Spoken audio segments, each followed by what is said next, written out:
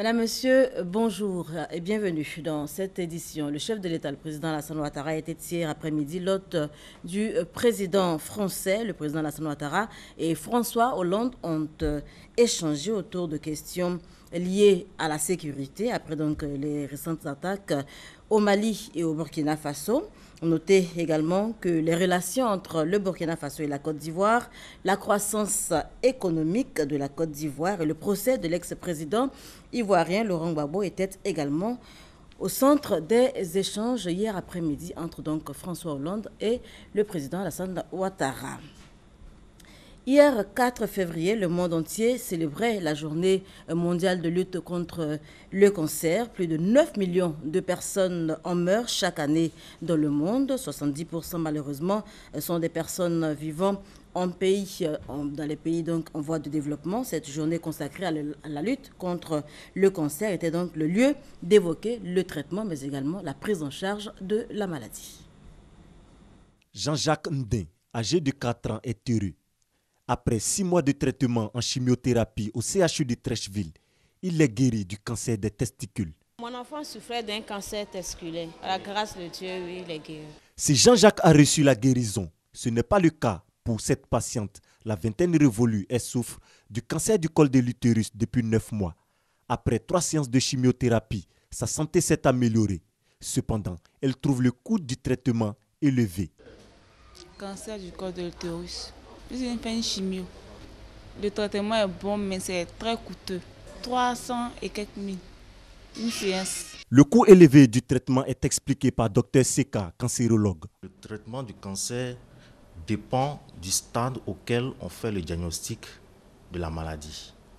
D'une façon générale, quand c'est à un stade précoce, on a généralement recours à la chirurgie ou à la radiothérapie. Quand c'est à un stade moins avancé, on a souvent recours à une association de chimiothérapie et de chirurgie ou de chimiothérapie et de radiothérapie. Ces difficultés sont partagées par certains parents dont les enfants souffrent du cancer.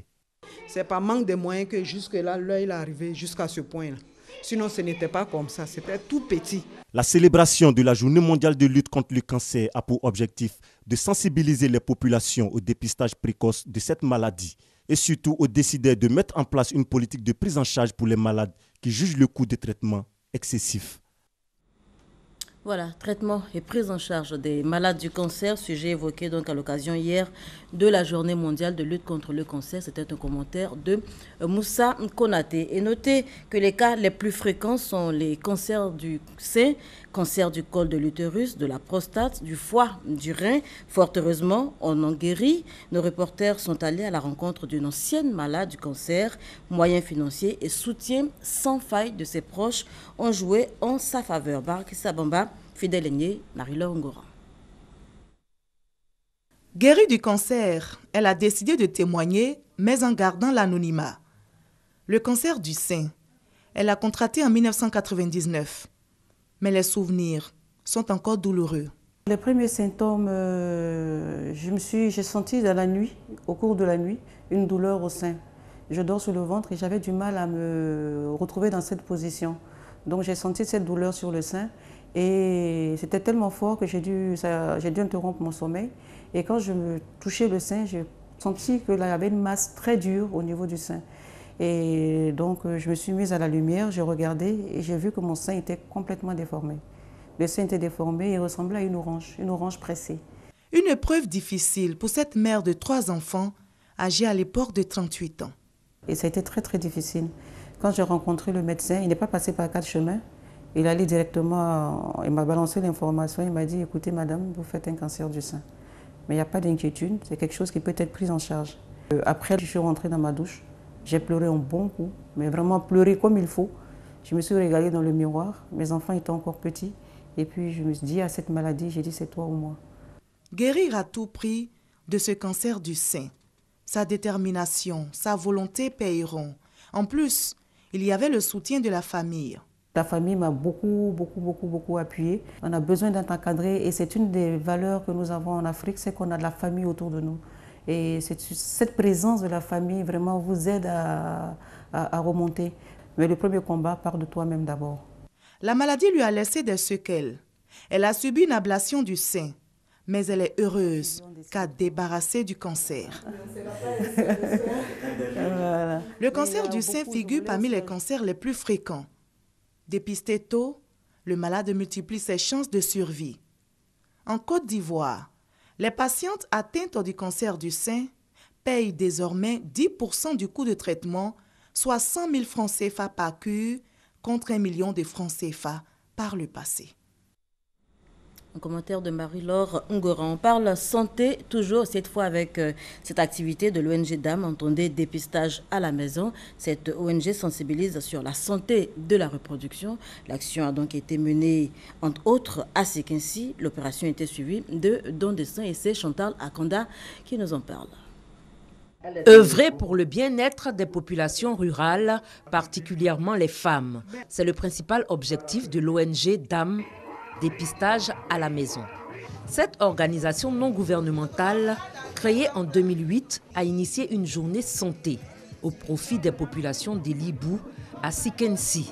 Les communautés villageoises des Libou ont bénéficié de sensibilisation sur la santé de la reproduction, notamment les avantages liés aux consultations prénatales, à l'accouchement assisté par le personnel médical, aux consultations post-natales et au planning familial.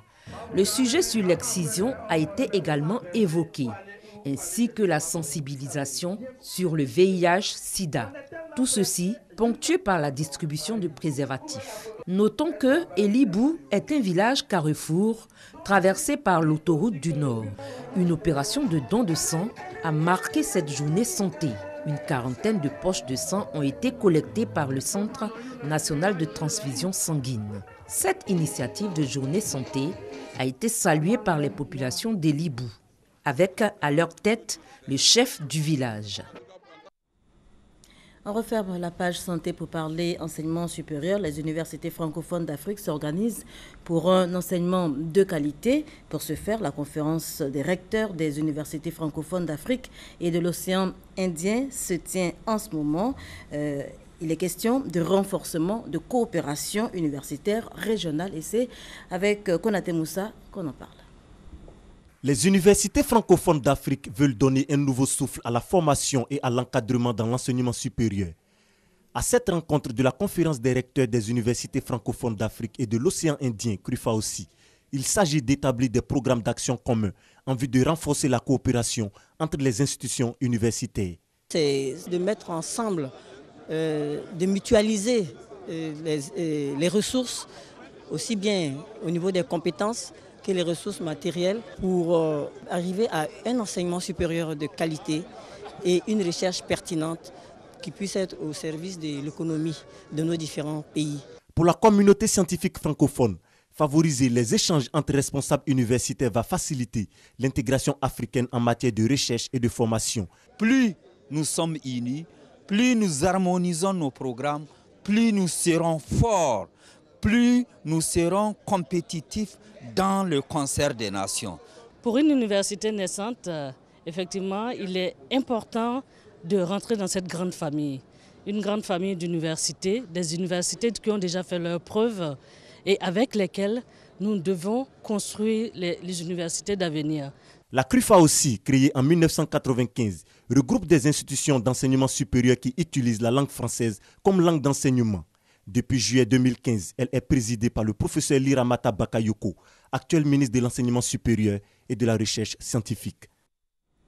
Des poissons sans vie flottent depuis quelques jours maintenant sur la lagune Ébrié, précisément à Marcory, zone 4, un phénomène qui ne serait pas nouveau et qui, selon les spécialistes, ne serait pas dû à une quelconque intoxication. Toujours est-il que l'inquiétude s'installe au sein des populations. Ange Eouradé et Hugues Hervé ont tenté d'en savoir davantage.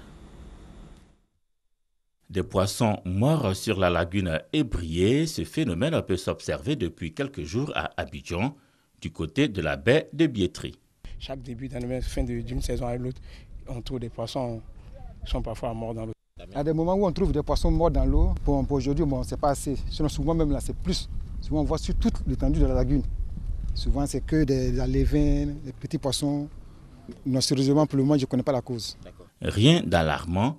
Le ministère des Ressources animales et halieutiques se veut rassurant.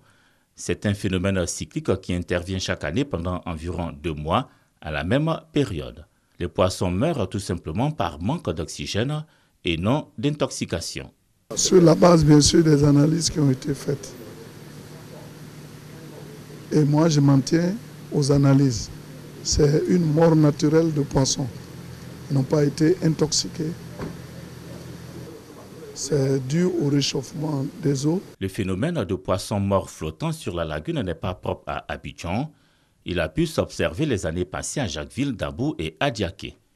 Les analyses effectuées alors avaient elles aussi démontré l'absence de tout poison.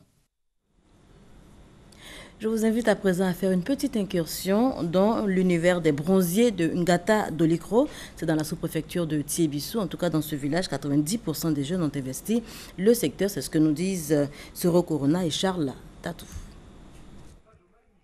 Le travail du bronze, alliage de cuivre et d'étrin, reste artisanal en Côte d'Ivoire. Le village de Ngata Dolikro, dans le département de Thiébissou, reste le berceau des bronziers ivoiriens. Dans cette localité, le travail du bronze est un vieil héritage. C'est un don créé par le père fondateur, Nana Ngata Dolo. Donc nous autres petits-fils, arrière-petits-fils, nous suivons toujours les traces de nos aïeux. Un héritage soigneusement conservé et transmis de père en fils. Kofi Bertin, bronzier depuis 20 ans. Je partais à l'école, en classe de CE1. J'ai perdu mon papa. Arrivé un moment où j'ai besoin d'argent, j'ai trouvé que mes frères, mes amis, ils sont tous dans la bijouterie. Donc j'ai décidé de m'investir aussi dedans. Le bronze et la scie d'abeille, matière première de ces artisans, subissent 8 étapes avant d'obtenir les objets d'art, les bijoux et les parures des chefs traditionnels. De la fonte de la cire à la coulée du bronze, en passant par la confection des designs et la décoration, tout se fait à la main. Ce métier fait vivre plus de 300 jeunes à Ngata Dolikro. Quand on dit basse-côte là, les jeunes de Ngata Dolikro ne sont pas dedans parce qu'eux, ils sont tous des bijoutiers. Souvent, je peux faire une vente de 1,5 million, souvent de 2 millions. Cependant, plusieurs difficultés obligent certains artisans à abandonner le travail du bronze au profit de l'agriculture. Au niveau des bronzes, au niveau des scies, tout est devenu cher et les clients payent moins cher. À cause de ça, les frères, ils ont quitté le métier. Il y a d'autres qui font jardin, il y a d'autres qui font manioc. Nous avons besoin d'un centre artisanal pour regrouper tout le monde. Les touristes, les blancs, tous ceux qui vont venir à Ngata Dolikro pour payer. Outre le manque de salles d'exposition, les bronziers de Ngata Dolikro sont confrontés à une question d'organisation.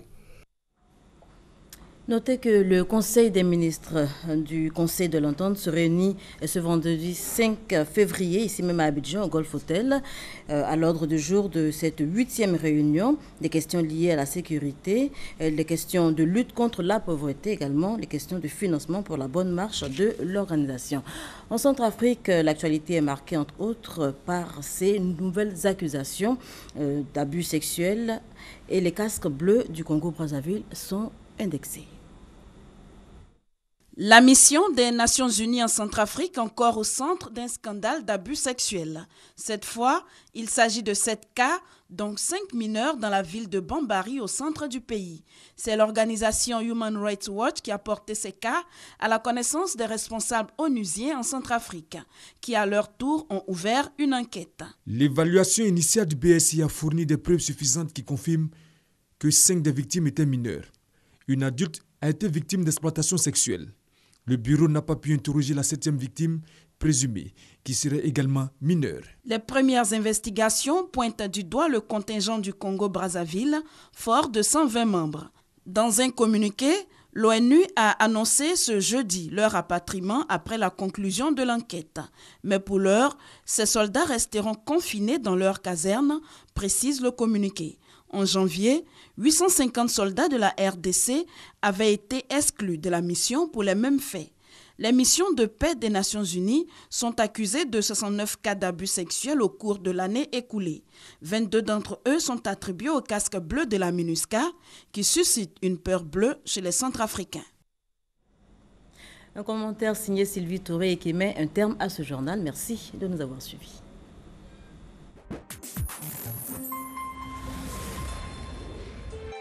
RTI 1, la chaîne qui rassemble. La RTI informe l'ensemble des communautés religieuses que pour toutes leurs annonces d'événements, elles bénéficient désormais de packages de spots à des tarifs spéciaux allant jusqu'à 40% de remise sur RTI 1 et RTI 2.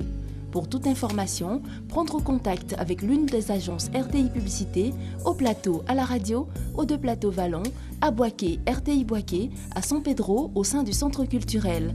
Infoline 22 40 12 50. RTI Publicité, la régie proche des annonceurs.